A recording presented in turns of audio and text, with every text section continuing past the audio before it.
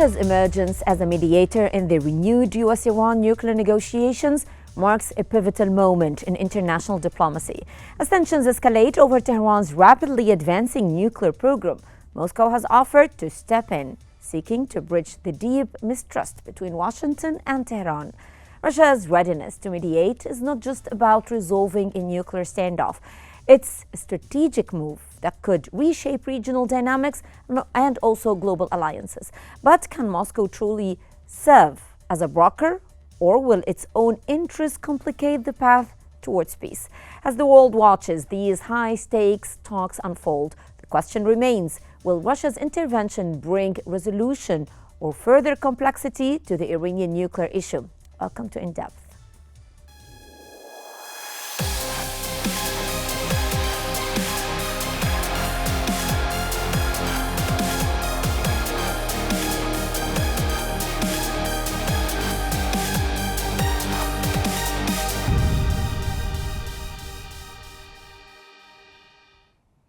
The Guardian reports that Moscow may soon play a central role in brokering a new nuclear deal between Iran and the United States.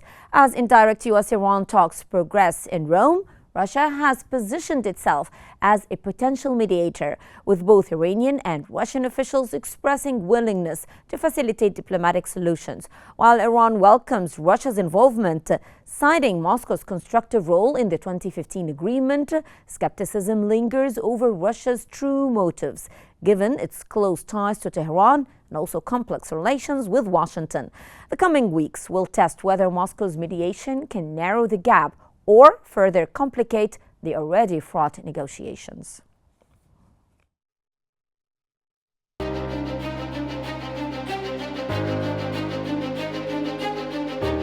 In the wake of tense but productive nuclear talks in Oman and later in Rome, Moscow has stepped forward, offering to mediate between Tehran and Washington. The Kremlin has stressed that all issues surrounding Iran's nuclear program must be addressed politically and diplomatically, avoiding further confrontation.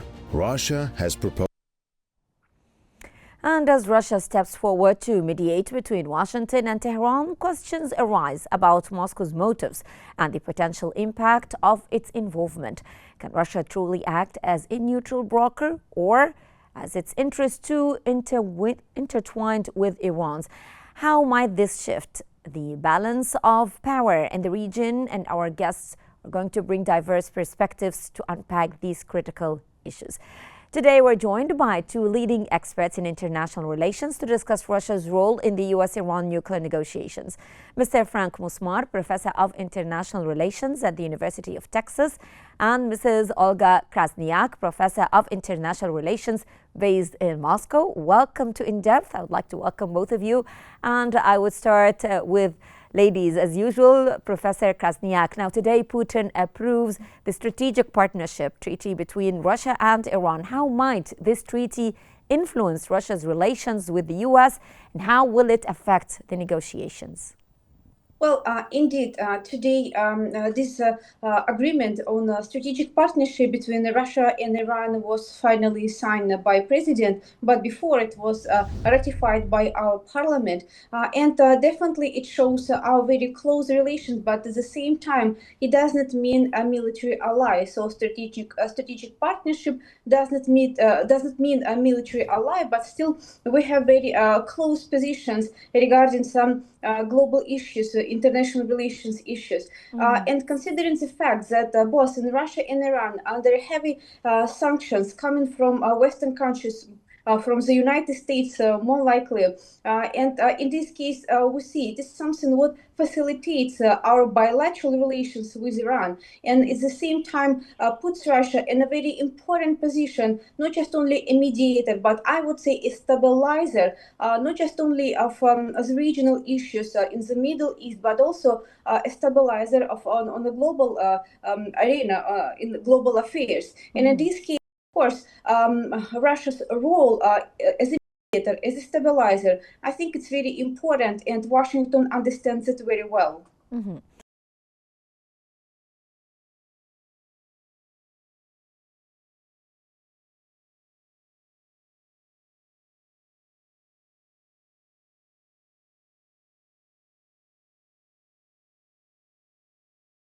Um, well, we have to make the picture a little bit big because what's going on in the Middle East is way bigger than Iran. And Russia has been away for good 3 years of diplomacy and actual involvements in the diplomacy of the Middle East. And if we go back to the Iran branches and influence in the area, we witnessed one combination of influence in Syria between Iran and between Russia. And we witnessed the withdrawal of both parties from Syria based on, how the circumstances is progressing. So definitely for Russia, it's trying to make it sort of deal that could be attached or linked to the Ukrainian deal somehow. So the United States and Russia now are discussing many things that going on globally, including the Middle East, and one of Iran. Number two, Iran reached for Russia and for China as a guarantors.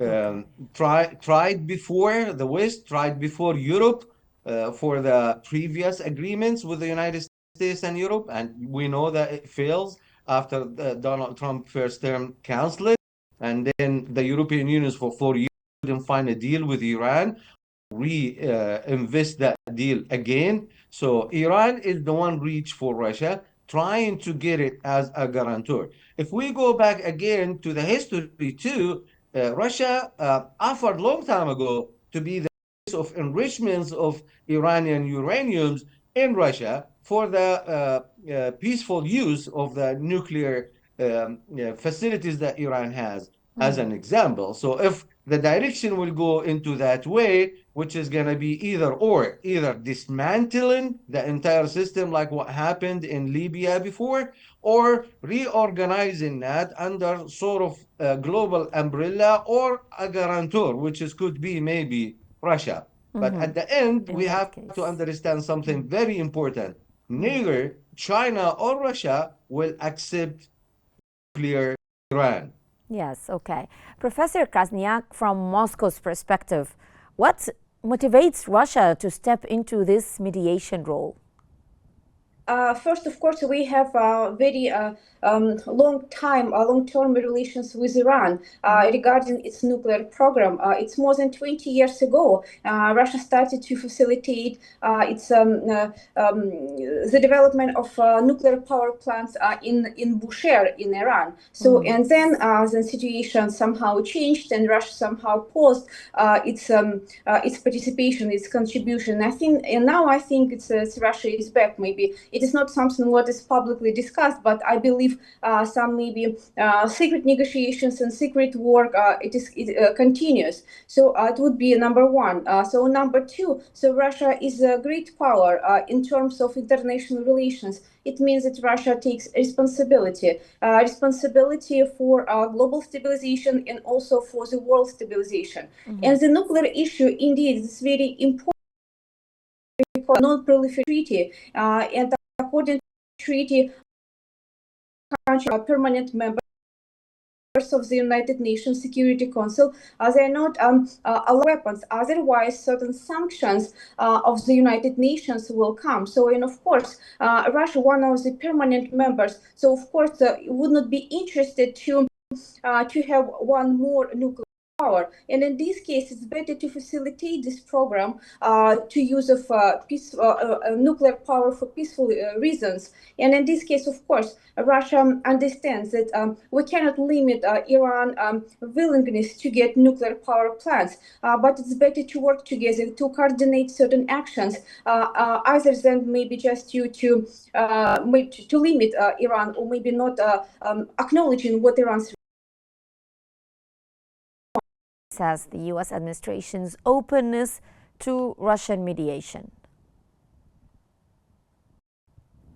The West, led by the United States. Now, I know there is sort of disagreements between Russia and the European Union, but they're still under the leadership, the West under the leadership of the United States. The United States is trying to re-engage Russia in a global affair to distinguish between the combination that happened, or sort of cooperation between Russia and China due to the war and the sanctions. So Russia is important to be reinvested in the global affairs and the Middle East. And that's what the United States trying to do, trying to isolate China because trying to concentrate on the economic, um, let's say war or whatever you describe it with China. So basically, the United States now try to finish the few files that is still hanging since President Biden's time, which is the Ukrainian war, Middle East, Iran, even Houthis. You know, we know that Russia is involved in Houthis somehow, support, and Africa as well, maybe will be like later on. So if we look at the bigger picture, as I said in the morning, basically Russia is going to be reinvested again gradually. One of the most important thing that now we're talking about, which is Iran, and is going to be sort of guarantor for the Iranian program, if that program still exists. I said like it's going to be 2 points of negotiations here. Keeping the program in a peaceful way or dismantling the program. Yes. Dismantling the program, that's easy. Keeping that program, we need sort of cooperation with Russia. And we know Russia is the one that facilitated and helped Iran to build all those nuclear planners. Professor Krasniak, what advantages does Russia bring to the negotiation table that other actors might lack? First, Russia is a nuclear power with very long story. Yes. And like I said, Russia is a member of the United Nations Security Council with and actually, it's not just only about having this peculiar position in the United Nations, but also it's having direct conversations with other nuclear powers. And of course, I believe we have a consensus, and with the United States, and with China, and with France, and with Great Britain, about the acknowledgement that maybe it's not the good option for either of us to extend this nuclear power club. So we understand, yes, having Iran as a nuclear power, maybe it's not a good option, but at the same time, allowing Iran or maybe helping and cooperating Iran on the different issues of using nuclear energy, it would be an option. And so that would be a great advancement what definitely Russia has. And also, a historical development of science and technology, and also a very important part in global affairs. So we had during the Cold War bipolar world. Now we have we're moving towards multipolarity. Russia, indeed, it's one of another center would have this advantageous position, but Russia definitely has it. Okay, got your point. Professor Musmar, could Russian mediation actually help bridge the deep mistrust between Washington and Tehran? Yes. The problem with the Iranian regime is stalling. If you looked at the statements that President Trump said, that he wasn't happy about the length of time of negotiation. But this is the game that Iranians are good at. They played it for 4 years during even Biden's time. Number two, they don't like to abide by the international law and watchdogs. So definitely, if the program will still consider to stay alive and to keep going as a peaceful program, Iran cannot be stalling here anymore, and we have to go into now discuss the process, how it's going to go, and all that. Yes. So we're going to have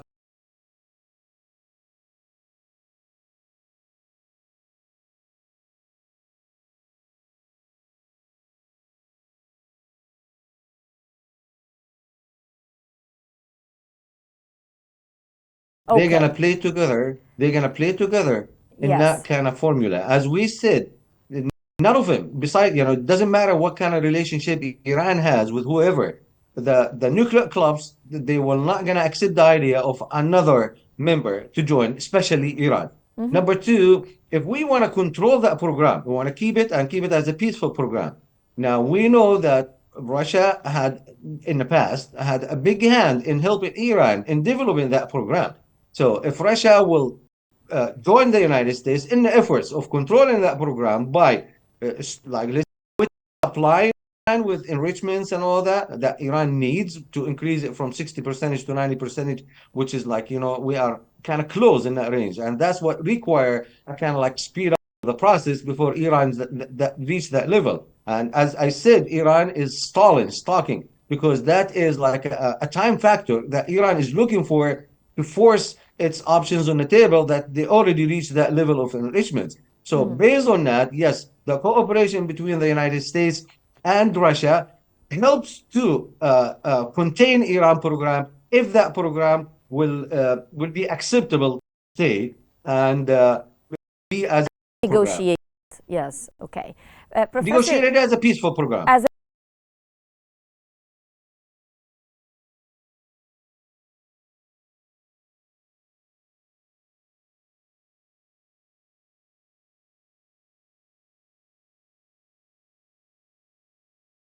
in those very serious situation between the United States and Iran over this nuclear program. Because what could happen, what Moscow sees the situation, if the deal will not be made, and if negotiations would come to some deadlock. So it could be a risk that Iran could withdraw from this non-proliferation treaty. A non-proliferation treaty of the international law, which articulates all these nuclear issues. I think it wouldn't be a good option for the whole world community, for the international community. And so what we might expect, it might happen, as North Korea, for instance, they withdrew from a non-proliferation treaty, and we see North Korea, well, keeps its sovereignty, but at the same time, still it's kind of in isolation, economic and social, political isolation. So Iran, I believe, understands and probably considers a few.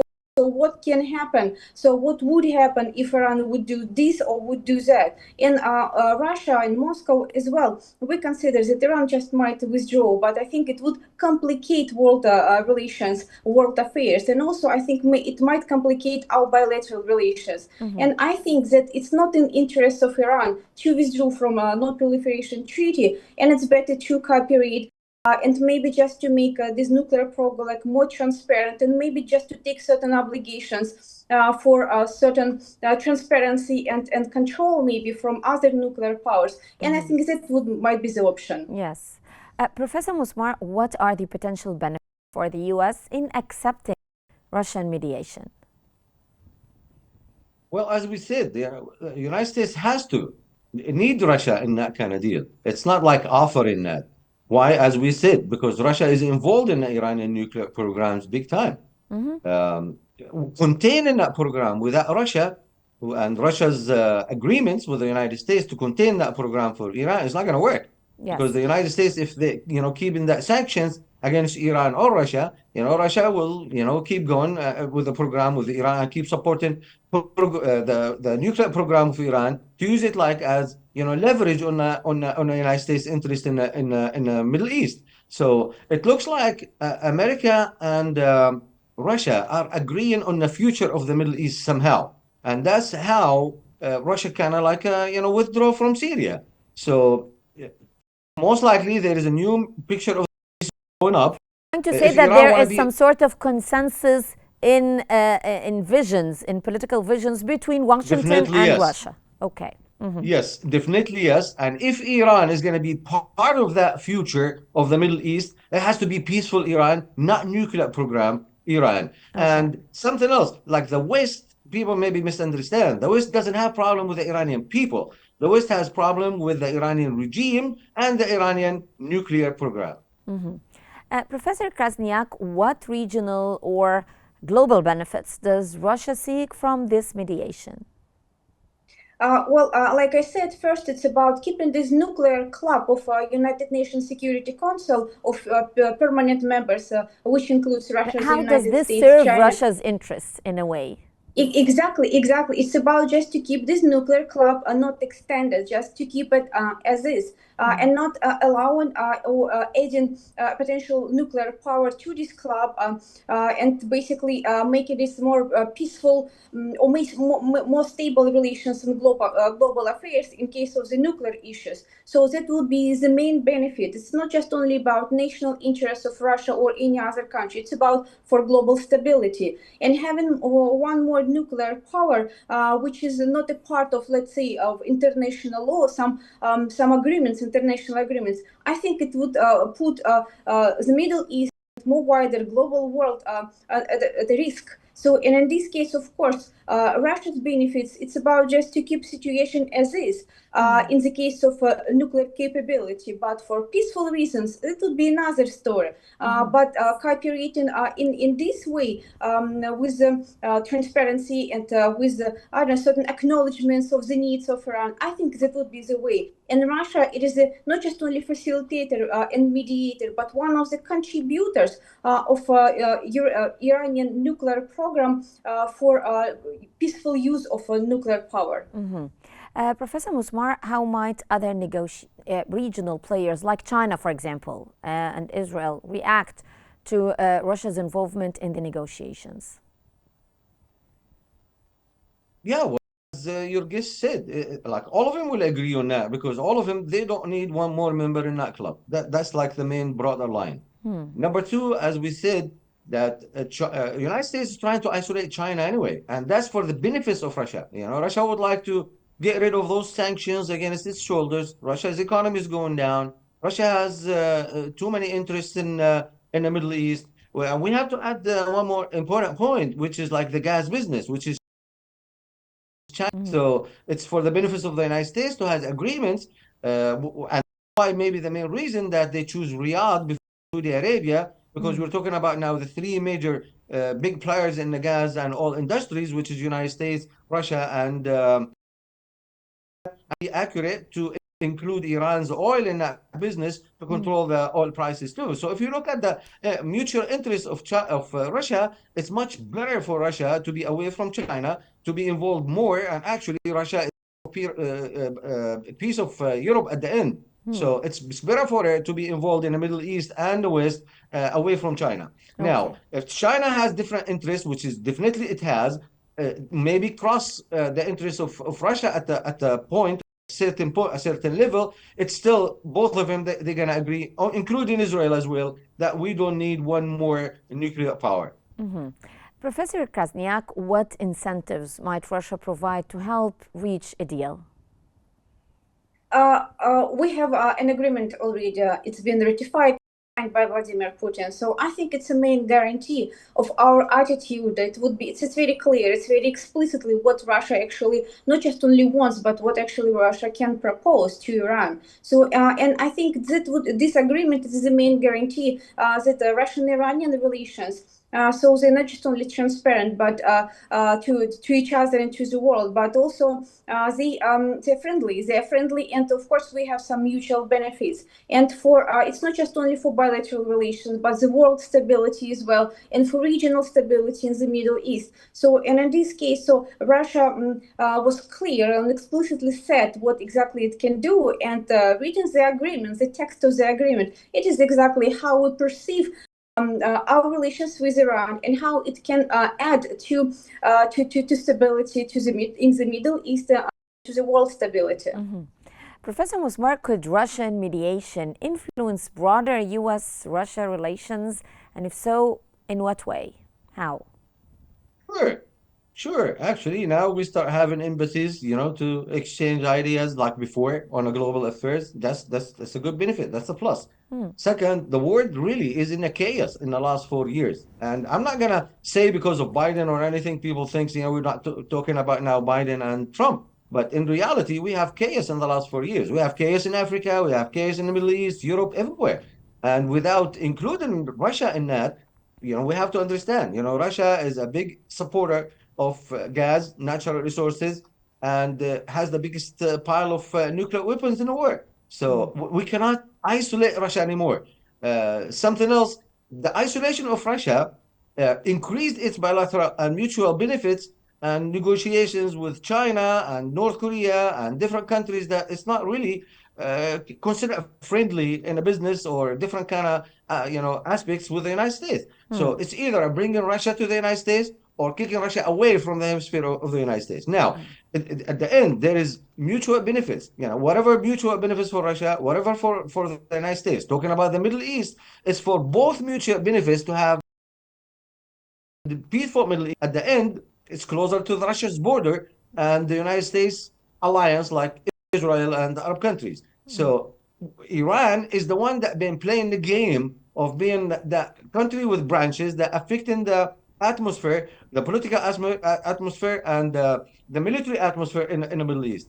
And for a vision of the Middle East, stable Middle East with no wars, like what happened in October 7, peace for Palestinians and Israelis, all those aspects, like you have to include them in those negotiations. And definitely they're talking about it. Yes. Now, of course, the media will concentrate about the Iran subject, but no, they're talking about Ukraine, Iran, because it's all big pictures, comes in details, one file at each time. At a time, but yes. if we're talking about, yes, at the time. If we're talking about Iran now, no, we're going to be talking about, I assure you that, about Iran, Israel, Middle East, Africa, about all those files. Well, I'd like to thank my dear guests today. I'd like to thank Professor Krasniak and Professor Musmar for your valuable perspectives on this critical issue. Thank you so much. And ladies and gentlemen, as we wrap up, whether Russian mediation will help bridge divides or add new complexities remains to be seen. Coming days will be crucial in determining the future of the Iranian nuclear deal and regional stability, as our guest said.